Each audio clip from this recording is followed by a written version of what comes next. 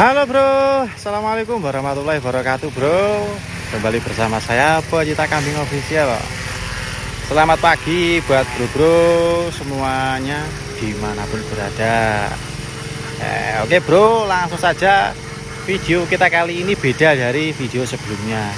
Kalau sebelumnya tuh selalu di kandang dan selalu promosi ya bro.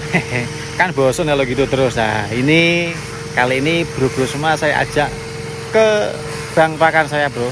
Nah ini ladangnya yang saya tanemin rumput pakcong, dan itu teman-teman lagi proses pembuatan silase. Buat bro-bro yang penasaran bagaimana sih mas bro cara buat silase itu yang anti gagal mungkin ya minimal kalau nggak anti gagal yang dombanya mau makan, dombanya seneng gitu gimana.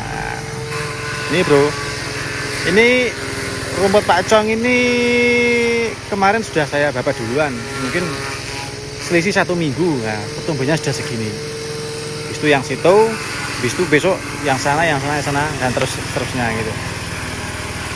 Kenapa kok nggak langsung dipanen bareng mas bro? Nah itu yang jadi pertanyaan. Jadi pertanyaan yang jadi masalah itu bro, untuk sementara tongnya masih terbatas lah ini. Tongnya masih terbatas, jadi menyesuaikan tongnya banyak kosong baru kita giling lagi.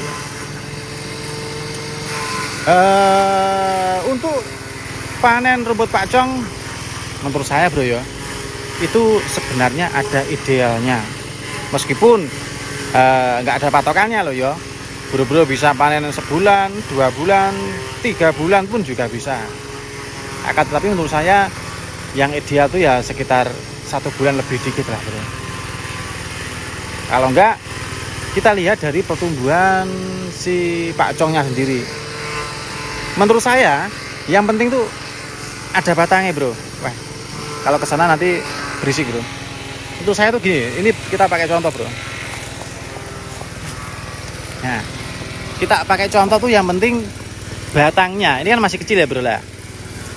Kalau masih segini, itu kan batangnya belum kelihatan toh bro. Nah, baru bisa dipanen. Yang penting batang-batangnya sudah kelihatan. Ini batang ini, gini.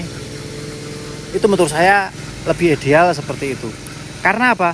Itu masih memes bro. Memes tuh empuk gitu loh. Dan otomatis si domba makannya seneng, karena tidak merasa kecapean di waktu makan. Terus di saat proses keluar masuk di perutnya, atau mungkin pada waktu dia mau gayem dan sebagainya, itu smooth gitu loh bro perjalanannya. Dari rumen naik ke atas tuh smooth, dari atas ke bawah tuh juga enak gitu loh. Itu menurut saya. Karena setelah saya membandingkan lagi-lagi dari pengalaman bro, saya membandingkan dari yang tua. Dulu sempat saya bikin yang tua-tua kan, supaya mesti seratnya banyak banget dan kuat itu. Ternyata tak pikir-pikir, oh ya ada kelemahannya masing-masing. Nah, dari hasil itu, dari perbandingan itu, menurut saya yang ideal yaitu rumput yang enggak terlalu tua, yang tengah-tengah lah. Yang penting batangnya sudah mulai tumbuh lah. Habis itu kita chopper. Nah, dan choppernya pun banyak variasi loh bro. Bro bisa bikin chopper yang lebar-lebar atau dibikin chopper yang lembut-lembut. Nah, kalau untuk saya lebih suka yang chopper lembut. Ya memang resikonya kalau lembut tuh kadar airnya bakal banyak. Tapi ada kelebihannya bro. Kelebihannya yaitu jika dikasih pakan ke domba, itu insya Allah bisa bersih gitu loh bro. Bisa habis bersih. Selain itu, di saat kita mencampur konsentrat atau pakan-pakan kering lain untuk tambahannya, itu bisa merata banget dan mudah untuk kita aduknya gitu loh bro.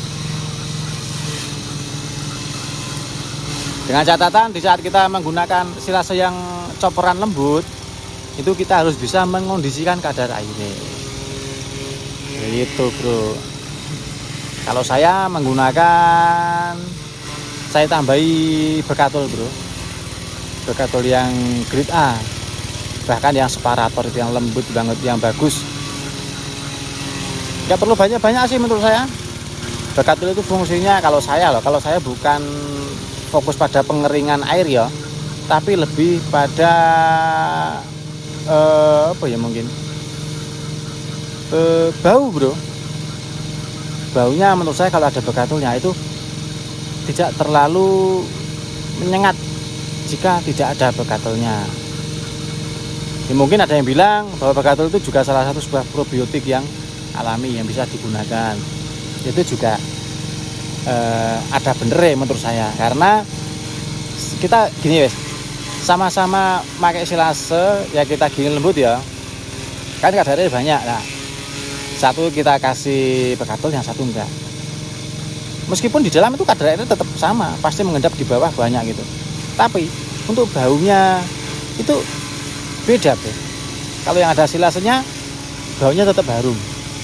Nah, yang enggak ada bekatul ya biasanya baunya agak menyengat gitu.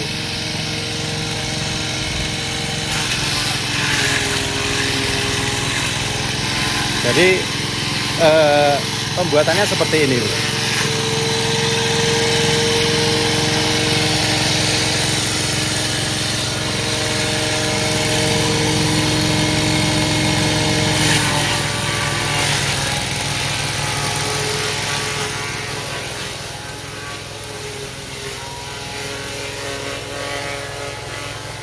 Nah, jadi bekatul itu hanya saya tabur-tabur saja bro, tidak saya aduk gitu. Wah, itu lebih bagus, cuma kalau diaduk itu memakan banyak tenaga dan waktu bro. Kalau ditabur sini digini aja sudah bisa, ngapain dibikin repot-repot. Toh nanti waktu kita makan kan kita aduk lagi gitu.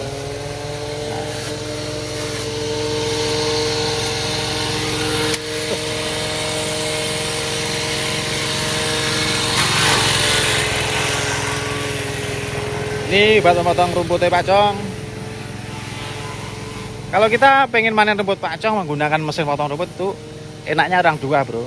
Yang satu megangin rumputnya, yang satu motong. Oke, sementara itu aja dulu bro video kita kali ini. Dilanjut di video-video berikutnya. Dan saya pecinta kambing official. Assalamualaikum warahmatullahi wabarakatuh.